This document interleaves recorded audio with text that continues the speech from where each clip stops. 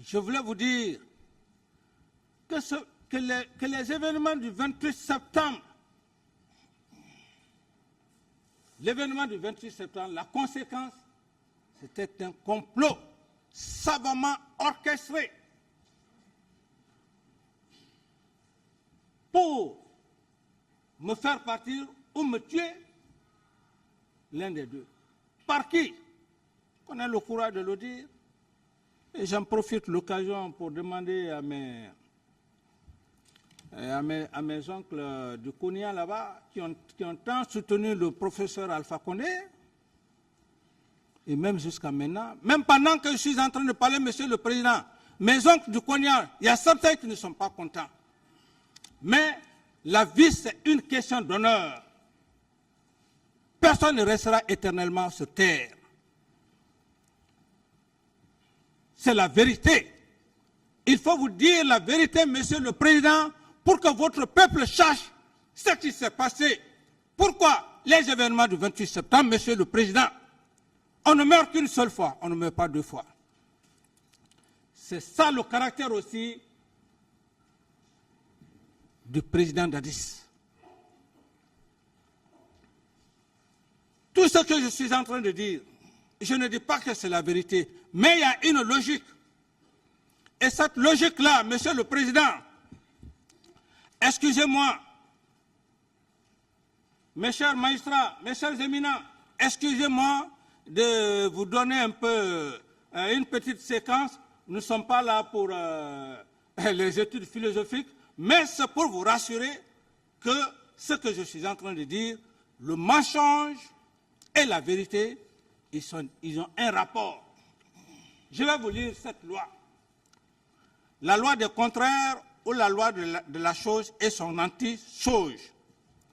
Cette loi fut découverte par Héraclite, qui, par la suite, est devenu populaire par la pensée cohérente d'Emmanuel Kant. Selon Emmanuel Kant, rien ne peut être pensé sans son contraire. Selon Emmanuel Kant, il y a une profonde symétrie entre les rôles joués par une chose X et son contraire anti-chose X. L'une n'est qu'autre manière de parler de l'autre et vice-versa, si grand soit leur antagonisme. Si nous parlons de la mort, ça c'est selon Emmanuel Kant, si nous parlons, parce qu'il y a la cohérence, comme je parlais d'une forme pyramidale, que M. Toumba, je m'excuse, il a fondé ses allégations sur une forme pyramide qui ne tiennent pas, dont les structures ne tiennent pas. C'est ce que je veux ressortir ici, pour que vous voyez la cohérence. Parce qu'en matière de jugement criminel, il faut de la cohérence. Et ce que je vais maintenant revenir au sujet du complot, vous allez voir s'il y a une cohérence entre tout ce que je viens de dire, et surtout concernant les événements du 28 septembre et le complot. C'est extrêmement important, Monsieur le Président. Je ne suis pas en train de donner un cours de philosophie, mais c'est pour juste faire asseoir votre conviction, Monsieur le Président. Parce que la conviction, c'est la chose la plus perplexe. X parle ici, Y parle ici. Il faut que Dieu soit seulement avec vous. C'est pourquoi je vous demande de garder un peu cette patience, que je puisse faire ce passage. Donc je disais... Prenez tout votre temps, M. Camarade. Voilà, moi. Prenez tout votre temps. Voilà. C'est pourquoi, Monsieur le Président, eu égard à la complexité et à la perplexité de la charge qui vous incombe aujourd'hui, Monsieur le Président, votre destin n'appartient à personne, Monsieur le Président. Votre destin est inscrit en lettres de sang sur votre front. Le moment où vous devrez prendre la décision, cette lecture, je fais simplement ça pour que vous sachiez un peu le raisonnement dialectique. J'ai parlé d'Héraclite. Héraclite avait une pensée qui avait pris presque à l'époque toute la pensée de ce monde, mais il n'y avait pas une logique, ce n'est qu'Emmanuel Kant. Donc je disais, si nous parlons de la mort, c'est qu'il y a la vie. Parlant du bien, c'est qu'il y a le mal. Il en est de même entre la vérité et le mensonge. Bien que antimoniques, mais ils sont dans une parfaite harmonie de complémentarité, l'une de l'autre, inséparables. Sans le mensonge, il ne peut pas y avoir de vérité. En matière de jugement, selon Emmanuel Kant, la vérité étant la première thèse, le mensonge la deuxième thèse, l'harmonie, la symétrie ou la liaison dialectique, entre les deux ressort une troisième thèse qui est la conclusion ou le jugement qui relève exclusivement de la sagesse de la Cour que vous présidez, Monsieur le Président. D'aucuns peuvent penser que c'est une lecture bidon. C'est ce qui va vous permettre, Monsieur le Président. C'est très clair. Héraclite, Emmanuel Kant, à leur époque. Alors, Monsieur le Président, je dirais que ce qui obligerait certains de contraire, voilà, je reprends la partie. Je dis, très bien, le mensonge, la vérité étant la première thèse, le mensonge la deuxième thèse, l'harmonie, la symétrie ou la liaison dialectique entre les deux, ressort une troisième thèse qui est la conclusion ou le jugement qui relève exclusivement de la sagesse. Ça veut dire votre sagesse, Monsieur le Président, bien que votre nom ne soit pas là. Mais Emmanuel Kant l'a fait, ça c'est pour toute l'humanité. Et il dit encore, de la Cour qui consiste à faire connaître la raison qui gouverne, toute cette raison fait ressortir lui aussi son anti-raison qui est le tort, ce qui obligerait certains de reconnaître la souveraineté du peuple en lui demandant pardon.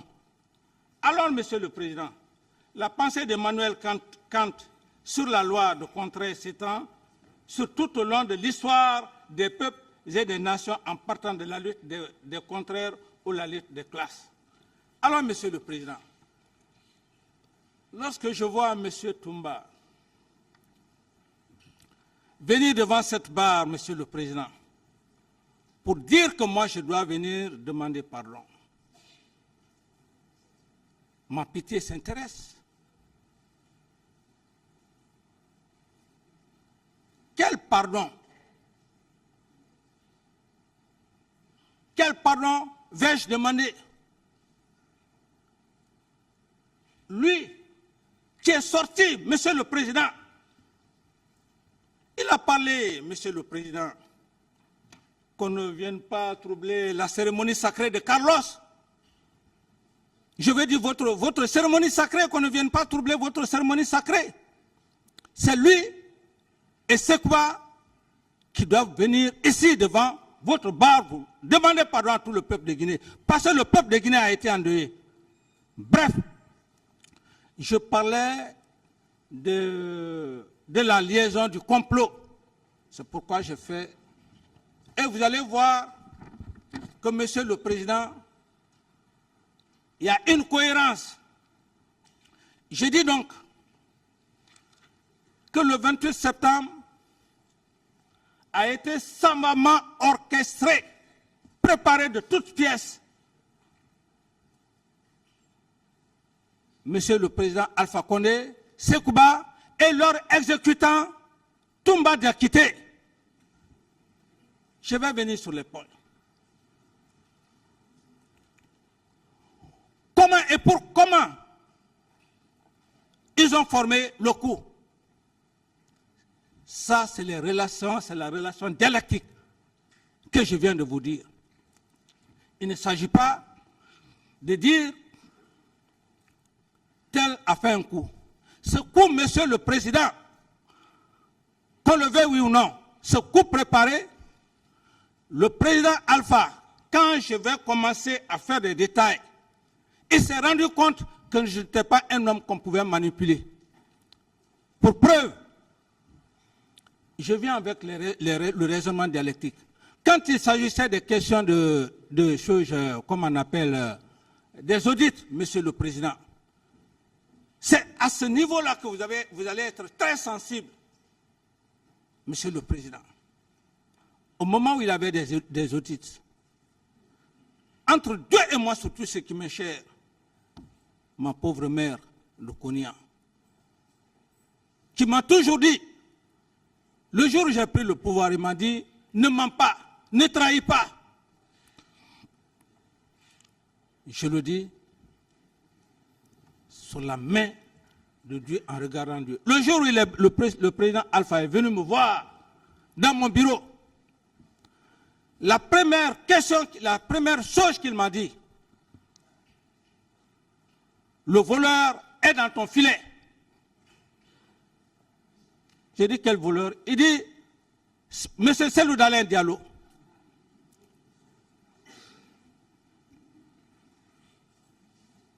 Qui va rester éternellement sur terre. Les Guinéens ont peur. C'est pourquoi, si les Guinéens n'ont pas le courage de dire la vérité, nous resterons là ici. D'autres viendront s'enrichir. Et ce que je fais, Monsieur le Président, je ne le fais même pas pour votre auguste cour. Je fais pour nos enfants, nos futurs enfants. Je ne fais pas pour cette génération actuelle. Parce que c'est l'histoire. Il me dit ça. Bon, c'est vrai, il ne m'a pas honnêtement parlé de Sidia. Il n'a parlé que de Dalein. Et j'ai compris que son vrai adversaire, donc, c'était Dalein. J'ai même fait une vidéo, Monsieur le Président. Ce que je dis encore là, je l'ai dit après les événements du 28 septembre. C'est là où, Monsieur le Président, vous allez dire que le président Dadis est cohérent dans ses idées. J'ai dit que j'ai compris. Le lendemain, qu'est-ce qui se passe, Monsieur le Président? Le lendemain, comme tout le monde savait ce qui s'est passé quand il fallait les audits, je reste au bureau, on vient me dire, bon, tout le monde est prêt. Je sors, tout le monde se lève. Je vois M. Cellou Dalein devant moi, en blanc. Monsieur le Président, quand il y a l'injustice, je ne peux pas résister. C'est peut-être ça aussi mon défaut. C'est ce qui fait que j'ai beaucoup de problèmes dans votre pays, ici, Monsieur le Président. C'est mon honnêteté, mon patriotisme. Les Guinéens ne veulent pas ça. Je dis, Monsieur Dalein, Monsieur le Premier ministre, qui t'a dit de venir ici? Il me dit, ah non, très non, Monsieur le Président, on m'a dit que vous avez besoin de membres. Je dis, dégagez, je ne veux plus vous voir ici. Si je vous revois ici, vous aurez affaire avec moi. Je l'ai fait ici devant tous les Guinéens. Et quand cela s'est passé, le professeur Alpha Condé prenait tout son temps voir mes vidéos. Donc, voilà effectivement les liens dialectiques. Donc, il a compris que, attention, l'acte que je viens de voir là, si le monsieur là, je le laisse au pouvoir, il organise les élections, il va donner qui va le mériter. C'est aussi simple que ça. C'est là où j'ai eu tous les faux problèmes. D'abord, quand ça s'est passé, ça n'a pas duré. Et le comportement de Sekouba a changé parce que d'abord, le premier comportement de Sekouba, je n'avais pas compris. C'est le jour où j'ai fait la déclaration à la RTG. Imaginez, je fais une déclaration à Koloma. Je viens. Je rentre, il y avait un jeune du nom de chose, Kira, ou un des jeunes frères de Kira. Si c'est faux ce que je dis, on prend le véhicule, il me conduit jusqu'au pont 8 novembre. Pour quelle raison il m'a conduit là-bas? Je n'ai rien compris. Heureusement qu'on n'a pas trouvé des éléments qui étaient opposés à moi, le BHP. C'est là-bas ce jour on allait me liquider.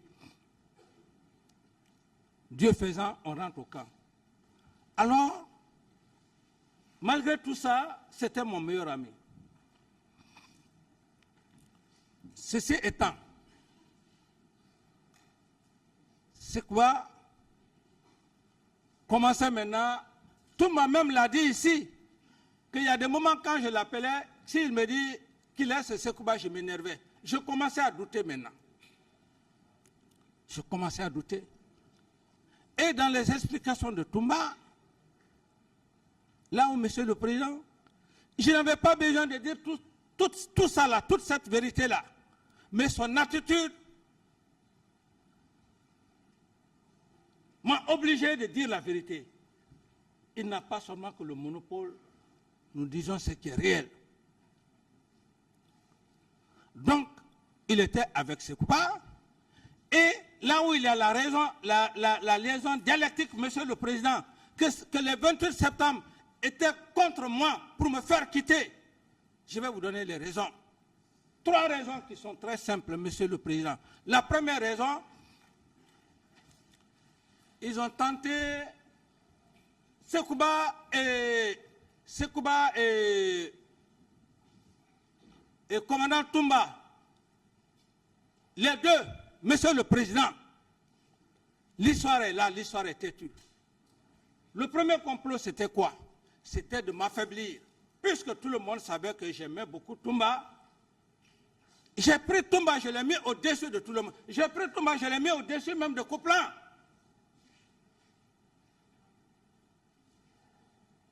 Je voulais me jeter sur Couplan, dans ma chambre, à cause de Toumba.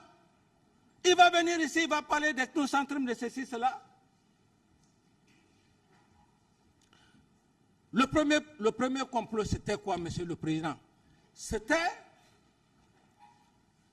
de me faire un coup d'État. Mais pourquoi le coup d'État n'a pas marché, Monsieur le Président?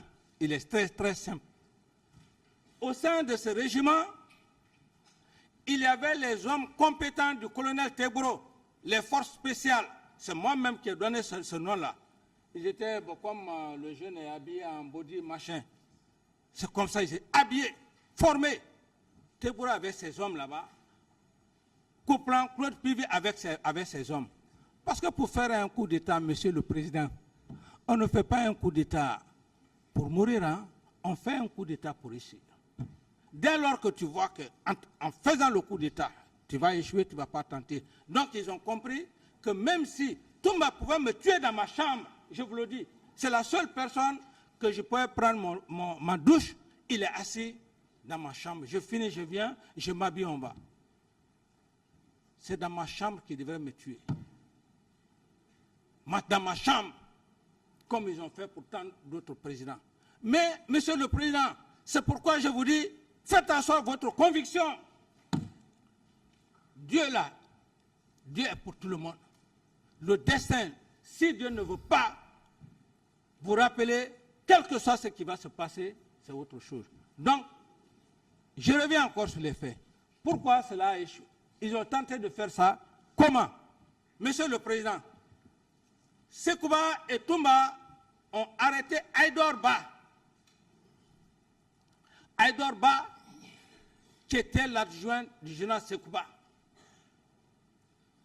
Un homme expérimenté, que moi je l'ai connu, c'était nos doyens.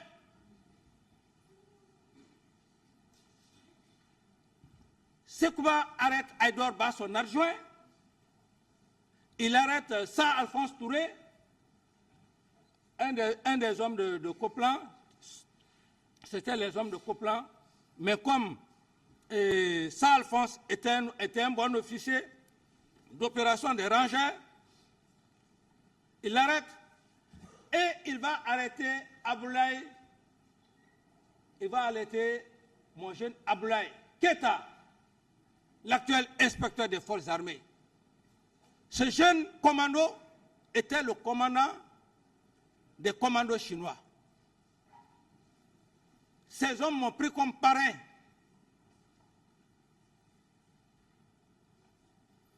Et ce jour même, quand je devrais aller, j'avais informé, comment dirais-je, nos collègues pour aller pour la cérémonie. À l'époque,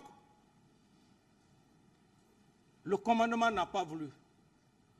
Bon, inexpérimenté que je suis, je pars voir bizarrement comme ça le feu général Conté. J'ai pris à son âme, j'ai dit, ah mon général, voilà, les jeunes commandos m'ont choisi comme leur parrain, on va aller là-bas, le commandement nous dit de ne pas aller.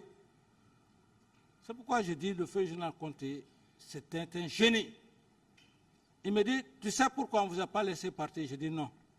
Il dit, vous n'allez pas partir dans la gueule des lions. Ça veut dire quoi? Qu'on ne puisse pas attirer l'attention des gens sur nous. Alors, ce jeune Abdoulaye Keïta l'a pris du pouvoir. Ils sont tous venus. Sekouba, Toumba, arrête Abdoulaye Aïdor Ba, Sa Alphonse Touré et Abdoulaye Keïta. Donc, ils ont coupé l'herbe sur mon pied. Et vous savez, la confiance, c'est dans la confiance même qu'on reste et très généralement on trouve la mort. Sekouba vient me dire, bon voilà, et Toumba, voilà, et Aïdor veut te faire un coup d'État. Ils veulent te faire un coup d'État. Imaginez, monsieur le Président, que un de vos, comment on appelle, madame vient vous dire que un de vos assesseurs, comment dire, vous faire un coup d'État. Son adjoint. C'est grave. Je dis, ah. Donc ce que Sekouba dit là, son adjoint, il le prend parce qu'il veut me faire un coup d'État. Alors que c'était faux. C'était une façon de me couper l'herbe sous le pied. On les prend, on les amène à Kassa.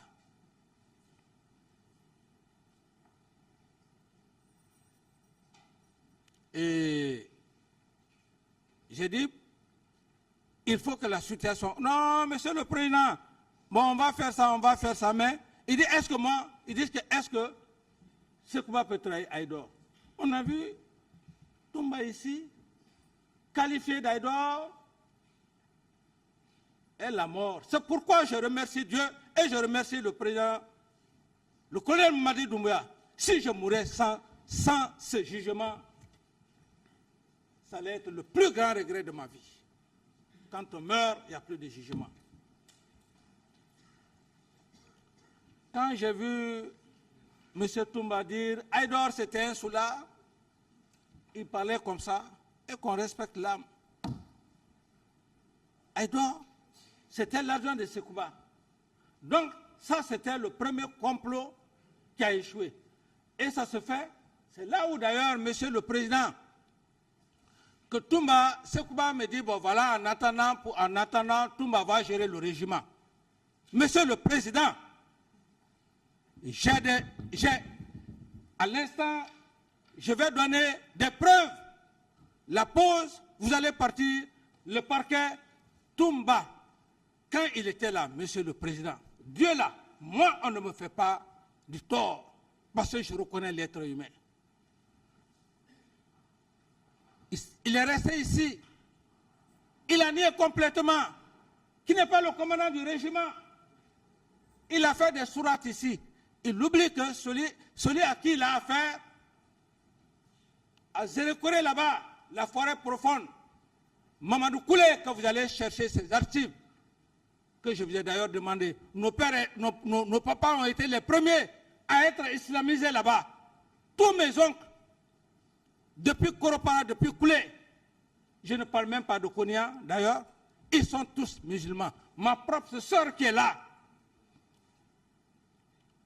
Mais quand elle me fait la bénédiction, Monsieur le Président, vous pensez que c'est avec la Bible qu'elle fait? C'est les imams, elle prend. Je viens, je m'assois. C'est ma mère. Père musulman, géniteur musulman. Il y a ce qu'on appelle les sourates.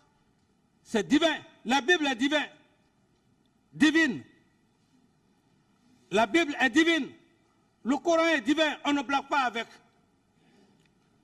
Il est venu, il s'est arrêté, il a commencé à réciter des sourates. Mais les mêmes sourates, Monsieur le Président, à l'heure où je suis assis, c'est là où vous allez comprendre que le capitaine Moussa Dadis Camara ne ment pas et que Dieu est avec lui. À l'heure où je vous parle, il est resté à parler. Lui-même, il a déclaré qu'il est commandant de régiment. À l'heure où il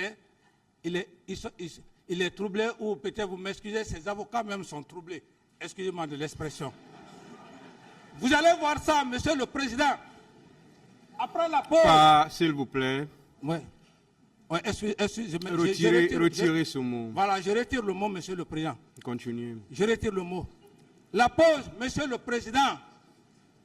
La pause. Je vais dire à mes avocats, là où il est arrêté, en train de parler sereinement. Sereinement, je dis, Monsieur le Président. Il dit, les autres, quand le président Dadis le donnait des commissions, moi, il ne savait pas que moi, j'étais commandant de régiment. L'effet des sourates, Monsieur le Président.